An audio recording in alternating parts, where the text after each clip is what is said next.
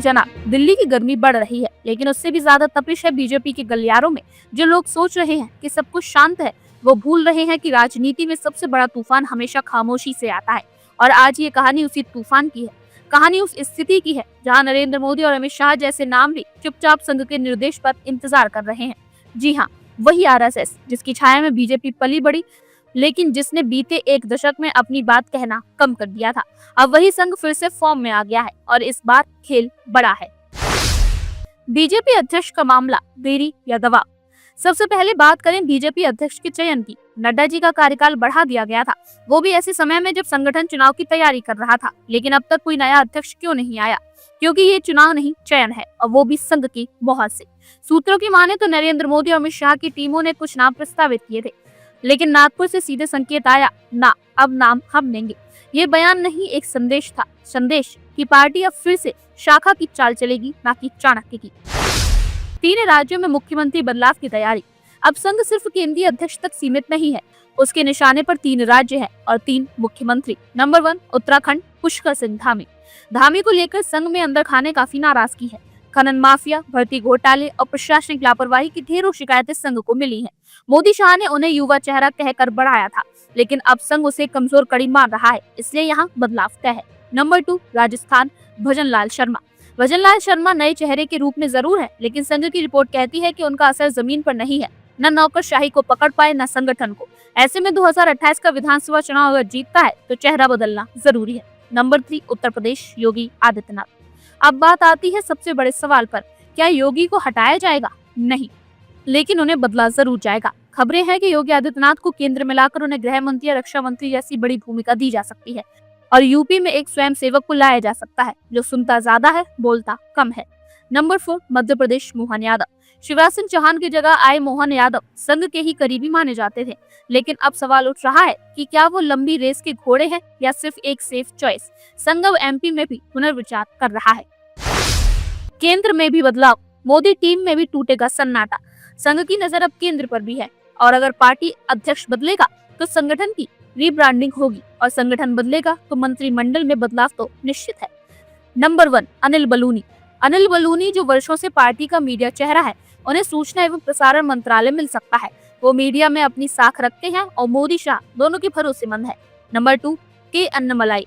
तमिलनाडु के उभरते चेहरे, पूर्व आईपीएस अधिकारी अन्नामलाई।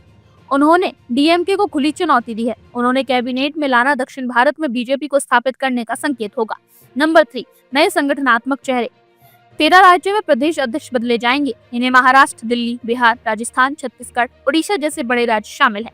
ये सब बदलाव जून जुलाई के बीच होने की संभावना है। संघ की बदली सोच, अब व्यक्ति पूजा नहीं, संस्थान निर्माण। कहते हैं कि संघ कभी नाराज नहीं होता, वो बस थोड़ा शांत हो जाता है, लेकिन अब वो फिर से सक्रिय हो गया है। पिछले एक दशक में पार्टी में एक चेहरा नरेंद्र मोदी को ही सब कुछ माना गया है, लेकिन अब संघ के भीतर चर्चा है कि मोदी के बाद क्या। इसलिए अब संगठन की मजबूती पर जोर दिया जा रहा है, न कि व्यक्ति की ब्रांडिंग पर। संघ अब उन चेहरों को सामने लाना चाहता है जो जमीन से आए हैं, आदर्शवादी हैं, और सबसे बड़ी बात, अनुशासित हैं। क्या आएगा संघ का पुराना चेहरा वापस? संजय जोशी। बीजेपी के गलियारों में एक नाम फिर से गूंज रहा है, संजय जोशी। एक समय में नरेंद्र मोदी के सबसे बड़े विरोधी रहे संजय जोशी को संघ हमेशा पसंद करता था। अब जब संगठन और सरकार में संतुलन की बात हो रही है, तब एक पुराना और आजमाया हुआ चेहरा ही संघ के लिए सुरक्षित विकल्प है। अगर संघ उन्हें संगठन में कोई बड़ी भूमिका देता है, तो ये एक सीधा संकेत होगा कि मोदी युग धीरे धीरे बंद हो रहा है और संघ युग दोबारा लौट रहा है। ये सिर्फ बदलाव नहीं, सत्ता की नई व्याख्या है। बीजेपी के अंदर जो कुछ भी हो रहा है, वो सिर्फ एक राजनीतिक फेरबदल नहीं है, वो सत्ता के केंद्र में बैठे संतुलन के बिगड़ने और फिर से बनाने की प्रक्रिया है। संघ अब कह रहा है, अब बहुत हुआ, पार्टी हमारी है, सरकार भी हमारी है, लेकिन फैसले अब भी वही लोग कर रहे हैं जो शाखा से नहीं, सिर्फ सत्ता से जुड़े हैं। अब सत्ता का चक्र एक बार फिर शाखा के पास लौट रहा है। तो दोस्तों तैयार रहिए, ये जो चुपचाप हो रही हलचलें हैं ना, ये झंझावात बने, और जो समझते हैं कि बीजेपी में कुछ नहीं बदला, उन्हें आने वाला महीना चौंका देगा। संघ सिर्फ आइडिया नहीं, एक्शन में है, और जब संघ एक्शन में होता है तो पूरी राजनीति की दिशा बदल जाती है। राज्य अध्यक्षों का मामला, 13 राज्यों की प्रतीक्षा। बीजेपी की सबसे बड़ी समस्या यह है कि 13 राज्यों के प्रदेश अध्यक्षों का फैसला अटका हुआ है। यह सिर्फ एक संगठनात्मक समस्या नहीं है, बल्कि यह पार्टी के अंतर्गत गंभीर असहमति और विचारों का संघर्ष भी है। जब तक राष्ट्रीय अध्यक्ष का नाम तय नहीं होगा, तब तक ये निर्णय भी ठहरे रहेंगे। पार्टी में हर स्तर पर दबाव है कि यह निर्णय जल्द किए जाएं, क्योंकि जब तक यह निर्णय नहीं होंगे तब तक राज्य स्तर पर पार्टी की गतिविधियां सही तरीके से संचालित नहीं हो सकती। इन 13 राज्यों में हर एक के कुछ राज्यों की गहरी असंतुष्ट आवाजें हैं। इन सब का इंतजार पार्टी नेतृत्व की तरफ से पुष्टि का है और यही प्रतीक्षा असंतोष को बढ़ा रही है। राजनीतिक विश्लेषकों मानते हैं कि यह असहमति पार्टी के अंदर बड़े बदलाव की तरफ इशारा करती है। पार्टी में न केवल आरएसएस बल्कि राज्यों में भी कई अंदरूनी ताकतें हैं जो अपने खुद के उम्मीदवार चाहते हैं। इनकी राय है कि राष्ट्रीय अध्यक्ष के चयन से पहले राज्यों में पार्टी का चेहरा तय किया जाए ताकि पार्टी को एक संतुलित और सामूहिक नेतृत्व का संकेत मिले।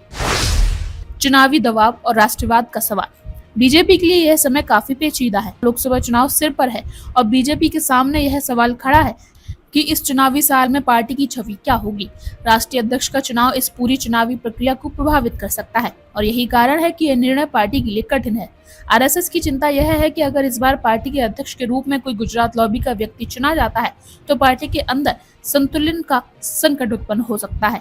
इसलिए वे चाहते हैं कि एक ऐसा चेहरा चुना जाए जो केंद्र की राष्ट्रीय दृष्टिकोण और संघ की विचारधारा दोनों को संतुलित कर सके। बीजेपी की वर्तमान स्थिति में जहां पार्टी की लोकप्रियता अब केवल एक व्यक्ति नरेंद्र मोदी के चारों तरफ सिमट कर रह गई है, एक नए चेहरे की उम्मीद की जा रही है जो इस केंद्रित शक्ति को संतुलित कर सके।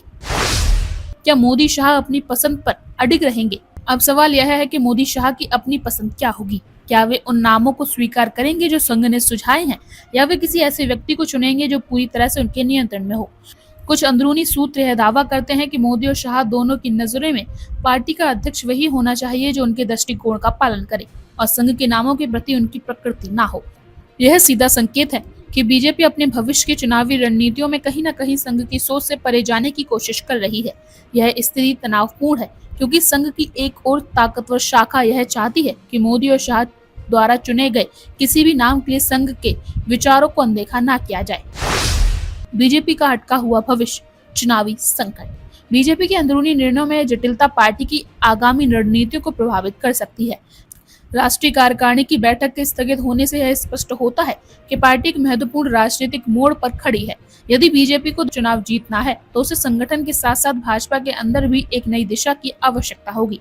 अगर यह निर्णायक शक्ति बदलाव की ओर बढ़ती है तो पार्टी की चुनावी राह बिल्कुल अलग हो सकती है, क्योंकि जो नए अध्यक्ष की नियुक्ति होगी वह भविष्य में पार्टी की नीतियों को भी निर्धारित करेगा।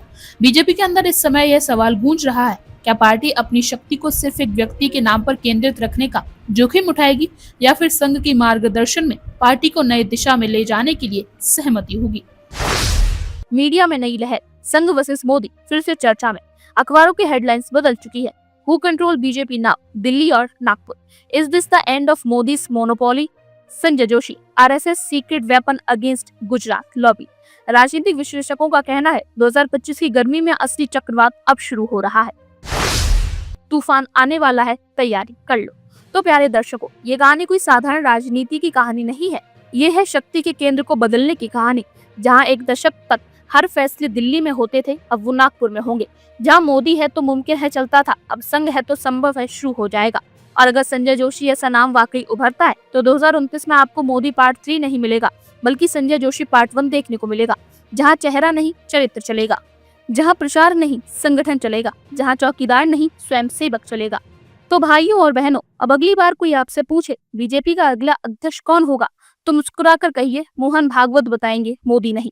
और अगर कोई कहे 2029 में फिर मोदी, तो कहिए पहले देखिए संघ किसे तैयार कर रहा है। और आप हमसे जुड़े रहने के लिए सब्सक्राइब करें YouTube पर, फॉलो करें Twitter पर और लाइक करें Facebook पर। और ज्यादा जानकारी के लिए आपको टाइप करना होगा सिर्फ न्यूज़ नशा।